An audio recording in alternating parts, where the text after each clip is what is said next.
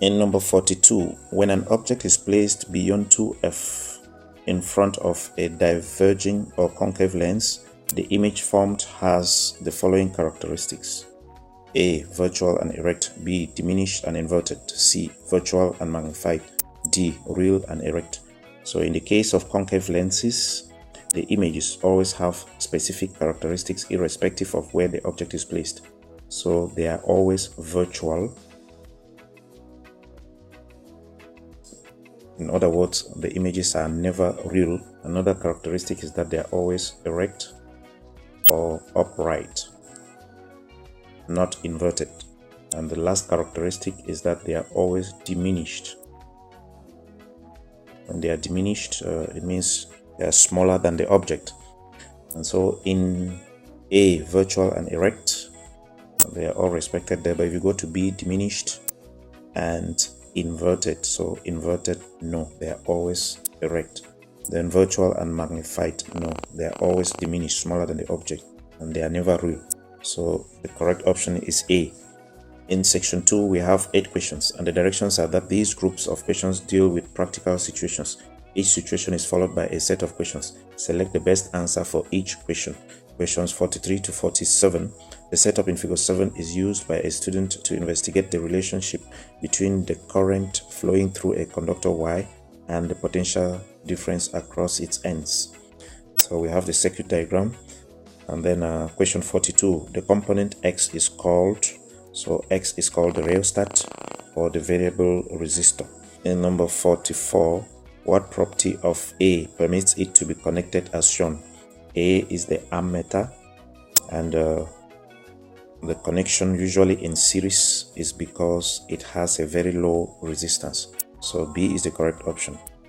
45, the slope of a graph of PD across Y plotted against the current through it represents conductivity, current, voltage. It represents the resistance, since we have Ohm's law providing that the voltage is equal to the current times the resistance. So if you plot V against I, the slope would be R according to the relationship Y equals mx. So M represents the gradient and M corresponds to R. Number 46, if Y is a filament bulb, which of the following graphs shows how potential difference V varies with current I? Usually in the case of a filament lamp or bulb, the current or the voltage varies exponentially with current. And that corresponds to option D.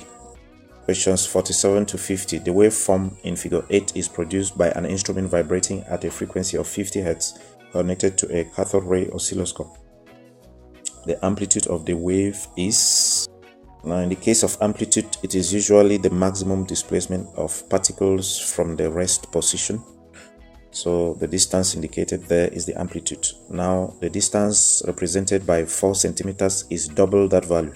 So amplitude should be equal to 4 over 2, which is 2 centimeters, corresponding to option C. In number 48, the period of oscillation of the wave is... Now period T is supposed to be 1 over the frequency, and the frequency has been given as 50 Hertz, so that gives 0.02 seconds, corresponding to option D. In number 49, if the wave is traveling at a speed of 100 meters per second, the wavelength of the wave is... Now the wave equation is given by the speed equals the frequency times the wavelength, and so the wavelength should be the speed of the frequency. So we have 100 all over the frequency, which is 50 Hertz. That gives 2 meters, corresponding to option C. And number 50, 2 points in phase on the waveform are... Okay, now on the waveform, the particles that are in phase are either X and Z or W and Y. They are all in phase because they occupy the same position on the waveform. The correct option would either be X and Z or W and Y. And in the options, we have W and Y. and there is no X and Z. So the correct option is W and Y.